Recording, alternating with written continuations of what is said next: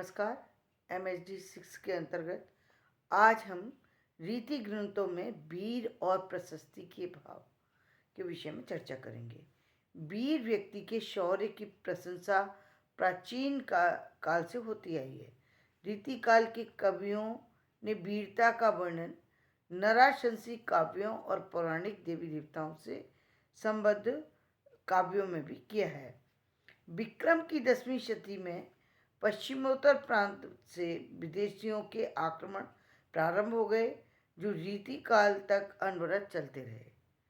राजपूत स्वभावतः वीर, देशभक्त और स्वाभिमानी होते थे, जो भी जान से आगंतुकों का मुकाबला करते, जो कि पूरी जान लगाकर आक्रांताओं का मुकाबला करते थे, किंतु आपस में फूट या स्वार्थी तत्वों की सक्रियता के कारण से उन्हें पराजय का मुंह देखना पड़ा।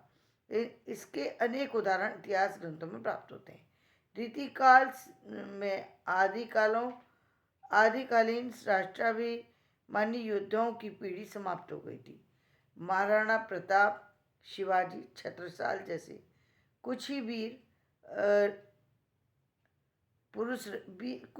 पुरुष रह गए थे। महाराणा प्रताप आदि हिंदू नरेशों के वीर कर्मों का वर्णन यद्यपि पूरी तरह से नहीं हो पाया है, यानी बहुत सारे ये हमारे यहाँ के बहुत ही प्रतापी राजा थे, लेकिन इनका वर्णन शायद विदेशियों के कारण से नहीं हो पाया।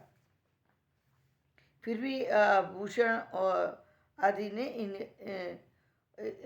आदि कवियों ने इनका वर्णन किया है। शिवाजी और छत्रसाल ने राष्ट्रविरोधी और धर्मांध शासकों से अपनी अस्मिता की रक्षा के लिए युद्ध भी किया था, अतः वे सच्चे जननायक के रूप में प्रतिष्ठित हुए। रीतिकाल के अधिकांश कवि परंपरा पालन के लिए अपने विलासी और स्वार्थी आश्रयदाताओं की प्रशस्ति लिखा करते थे।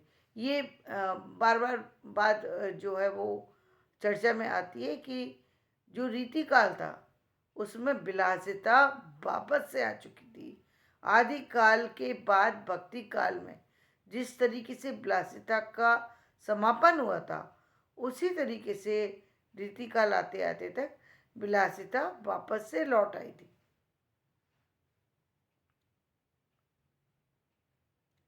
शिवाजी और छत्रसाल राष्ट्रविरोधी और धर्मांध शासकों से अपनी अस्मिता की रक्षा के लिए युद्ध किया करते थे, अतः वे सच्चे जननायक के रूप में प्रतिष्ठित हुए।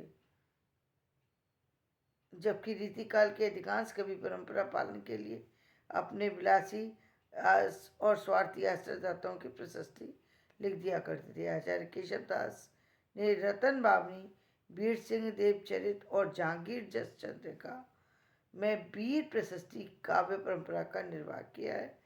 भूषण में वीर रस का जो ओजपूर्ण प्रवाह है, वह लोक नायक शिवाजी के चारित्रिक गरिमा के कारण अद्वितीय है।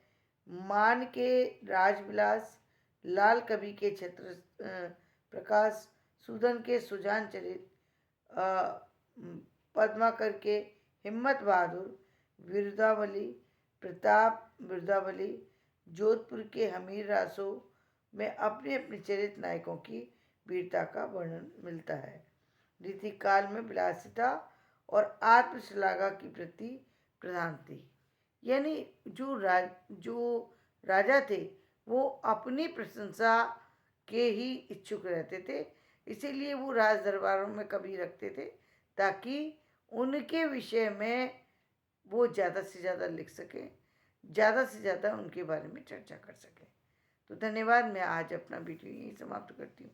मेरा वीडियो पसंद आए इसे लाइक करें, शेयर करें और सब्सक्राइब